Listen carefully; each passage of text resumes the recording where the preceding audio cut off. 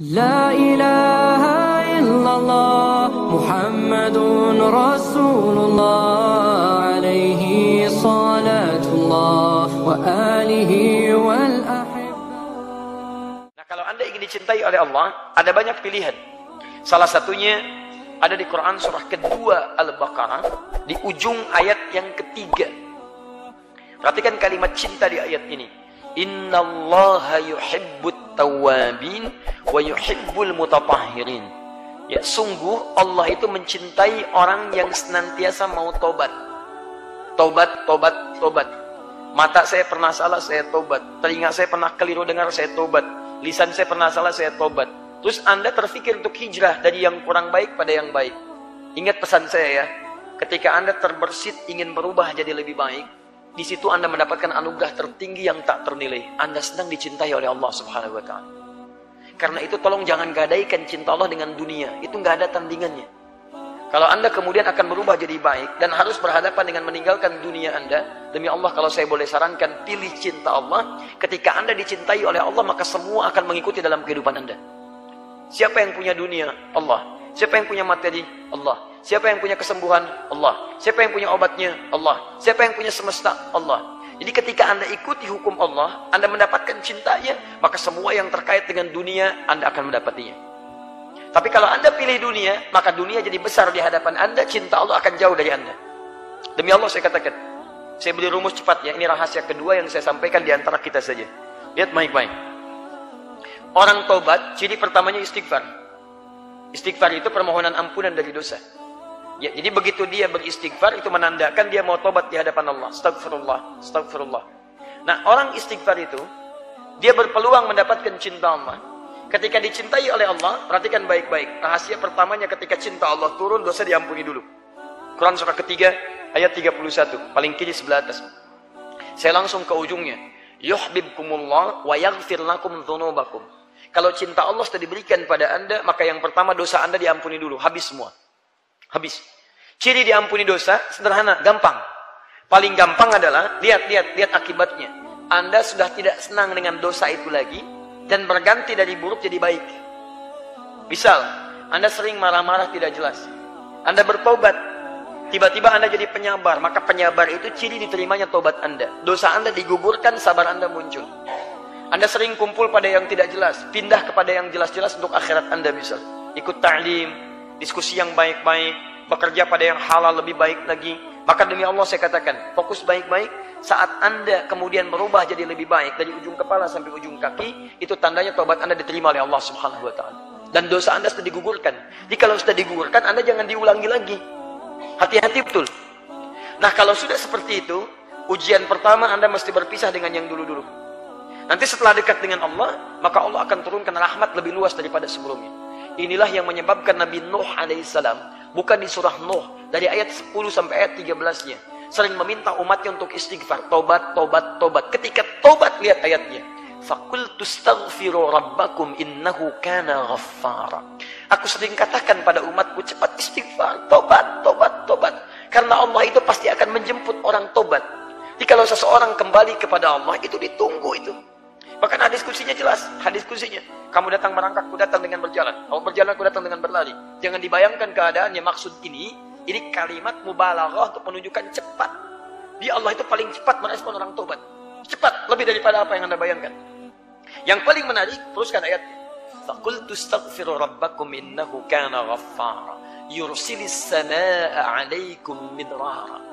Kalau sudah tobat diampuni, diterima, dosa diampuni, maka Allah akan mencurahkan rahmatnya dari langit kepada Anda. Wa yumdidkum bi amwalin. Kalau rahmat turun dari langit, maka harta Anda akan diluaskan oleh Allah Subhanahu wa Ta'ala. Kalau yang menyampaikan adi hidayat, Anda boleh ragu, tinggalkan. Tapi kalau yang menyampaikan Allah, maka hukum berlaku. La raiba fi. Dzalikal kitabu la raiba fi. Jangan pernah Anda ragukan janji Allah Subhanahu wa Ta'ala. Quran surah 3 ayat 9. Innallaha la yukhliful mi'ad. Allah enggak mungkin, mustahil mengingkari janjinya. Allah yang janji pada kita. Kata Allah, kamu tobat, saya curahkan rahmat dari langit. Begitu rahmat turun, rahmat kan 3 bentuknya. Pertama, solusi dari masalah. Quran surah kedua Al-Baqarah ayat 155 sampai 157. Masalahnya di 155, sabarnya 156, rahmatnya 157. Paling kiri sebelah atas. Ulaika alaihim salawatun min rabbihim wa rahmah. Ada hamba Allah yang ketika mendapatkan ujian, masalah dalam hidup, diberikan rahmat oleh Allah. Ketika rahmat turun, wa ulaika humul muhtadun. Mereka mendapatkan solusi dari masalahnya, selesai urusannya. Bahkan ada orang yang belum dapat masalah, sudah selesai masalahnya. Bukan nggak punya masalah, tapi masalahnya diringankan oleh Allah. Sama-sama dapat, dan masalahnya serupa. Orang ini punya masalah, dia punya masalah. Bisa orang itu larut dalam kesedihan, orang ini santai aja. Silakan cek. Dan banyak hamba-hamba Allah subhanahu wa ta'ala, bukan nggak punya masalah, tapi masalahnya banyak, cuma diringankan oleh Allah. Silakan lihat para ustaz, masalahnya lebih banyak daripada antum. Tuh, masalah semua tuh pertanyaan. Masalah punya antum yang mikirin ustaz.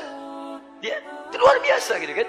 Tapi lihat yang lain-lain, Masya Allah. Demi Allah saya katakan, Anda mendapatkan ini rahmat turun. Kedua, ampunan dari semua dosa yang berlebih. Quran surah ke-39 ayat 53. Qul ya ibadiyalladzina asrafu ala anfusihim la taqnatu min rahmatillah. Kalau Anda pernah berbuat dosa, maaf ya, sepenuh langit, bahkan memenuhi bumi, daratan lautannya, darat laut bahkan udaranya. Demi Allah saya katakan, nyawa belum sampai ke kerongkongan, ada peluang Anda berubah jadi hamba terbaik di hadapan Allah Subhanahu wa taala. Tinggalkan yang buruk, Anda akan diangkat. Bukankah Anda sering mendengar ada orang ahli surga di lisan Nabi dijamin tanpa hisab? Coba cek latar belakang mereka. Bukankah mereka pernah berbuat salah? Teman-teman, tidak ada yang sempurna. Hei Anda yang pernah mabuk, dulu sahabat Nabi ada yang pernah mabuk, namanya Umar, 5 kali dalam sehari. Anda nggak seperti itu, dan jangan pernah bersaing, Anda kalah. Demi Allah saya katakan, tapi dia bisa memilih untuk meninggalkan masa lalunya, membuka lembaran barunya. Ketika dibuka dia masuk Islam dan baik keislamannya, hasuna islamu. Perhatikan bagaimana Allah mengangkat derajatnya. Demi Allah saya katakan, dosanya diampuni oleh Allah. Dijadikan jadi sahabat terbaik. Meninggalnya dikubur di samping Nabi. Pernah jadi khalifah, jabatan tertinggi.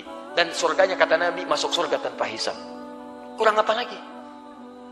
Luar biasa. Pernah ada pembunuh 100 orang. Bunuh 100 orang. Bertobat dia cuma datang ke majelis ilmu. Di tengah jalan tobat.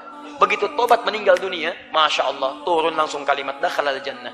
Langkahnya menggugurkan dosanya ketika bertobat, setiap depaknya dihitung sebagai pahala. Ketika dosanya gugur, pahalanya muncul, apa yang terjadi? Dakhalal jannah, masuk surga, padahal pernah bunuh 100 orang. Siapa yang pernah bunuh 1 orang aja di sini? Boleh angkat tangan. Betul, saya minta polisi langsung ambil. Ya, supaya dikoreksi keadaan dirinya, kan? Pesantren sebentar gitu kan. Tapi teman-teman sekalian, alhamdulillah. Jadi 3, rahmat itu bisa berarti curahan dunia dan akhirat. Dunia dan akhirat. Itu dunia disebut Rahman, akhirat disebut dengan Rahim. Jadi kalau Anda mendekat kepada Allah, dunia diturunkan. Wa yumdidkum bi amwalin. Kami nanti panjangkan, luaskan hartanya. Wa banin, bahkan keturunan kami datangkan. Ini mohon izin ya, Anda bisa berbanyak istighfar pada Allah. Hei teman-teman yang mendambakan keturunan, mendambakan pekerjaan yang baik, ayo coba cara beristighfar. Saya beri rahasia yang ketiga. Ini di antara kita aja. Buka Quran surah ke-51 ayat ke-18. Ini istighfar terbaik. Istighfar terbaik. Anda lakukan setelah tahajud.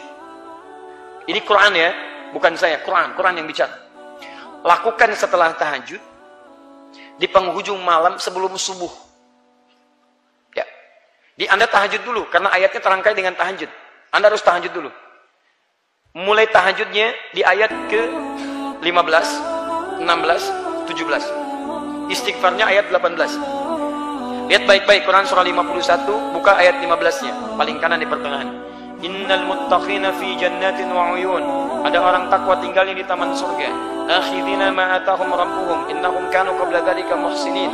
Mereka itu saat di dunia adalah orang-orang yang rajin ibadah, orang baik. Apa amalannya? 1 ayat 17. Kanu qalila minal laili ma yahja'un. Mereka itu kalau malam sedikit tidurnya. Sedikit tidurnya. Di malam dia bagi untuk ibadah. Sedikit tidur, lalu dia ibadah. Begitu dia bangun, menjelang subuh, dia tidak tidur lagi. Perhatikan. Ini rahasianya. Wabil ashari hum yastaghfirun. Dan di waktu-waktu sahar. Sahar itu sekitar 15-20 menit sebelum subuh. Anda duduk. Hum yastaghfirun. Mereka istighfar kepada Allah. Istighfar. Hum itu bentuk jamak mereka. Bukan aib antum duduk dengan keluarga di rumah. Suami istri tahajud terus duduk di satu ruangan yang sama dan mulai beristighfar kepada Allah. Mulai dengan suaminya, ya Allah, ampuni dosa saya ya Allah. Maafkan Bapak kalau selama ini belum jadi suami yang baik. Adik-adik, anak-anak, mohon maaf kalau selama ini Bapak belum memberikan yang terbaik untuk kalian. Belum mendapatkan ridha Allah untuk merawat kalian. Ya Allah, ampuni saya ya Allah. Istrinya menyambut, Pak, mama juga mohon maaf kalau selama ini belum jadi istri yang baik. Sering kadang-kadang melanggar ketentuan, tidak baik membicarakan pada yang buruk. Anak-anak mohon maafkan mama. Kalau malam ini jadi malam terakhir dan tidak berjumpa, mohon semoga Allah ampuni dosa mama. Astagfirullah. Anaknya berkata sampai si bungsu berkata, Pak, mama maafkan anda. Sampai hari ini masih sibuk dengan dunia, belum mampu menghafal Quran, belum bisa memberikan mahkota. Kemudian mereka semua beristighfar kepada Allah, ya Allah ampuni dosaku ya Allah. Astagfirullahaladzim, astagfirullahaladzim. Demi Allah saya katakan, rahmat Allah akan diturunkan di keluarga itu. Akan diturunkan di situ. Begitu turun, wa yumdidkum bi amwalin wa banin. Setelah itu, masya Allah, turun hadir kenikmatan dalam hidup anda. Minimal rumah tangga anda akan tenang. Itu kan dari Quran. Apa pernah gak? Saya tanya pada anda, pernah gak mengerjakan sekali aja? Kalau anda ingin merasakan nikmat malam ini anda bangun tahajud, sebelum semua anda lakukan apa yang tadi saya sampaikan. Demi Allah saya katakan akan ada ketenangan luar biasa dalam rumah tangga. Bedakan rasanya, rasakan bedanya, dan pasti akan terasa bedanya. Akan lain keadaan kita. Silakan cek. Ya. Ajak suamimu, ya. Walaupun belum paham, pelan-pelan bangun. Ya. Mulai dari ibu. Kalau suami kan pemimpin tidak menerima saran, menerima masukan. Ya. Ibu masukkan, hadirkan kebaikan, Pak. Mohon maafkan Papa. Mama banyak salahnya. Emang bisa gitu ya? Tapi gak apa-apa. Gak apa-apa.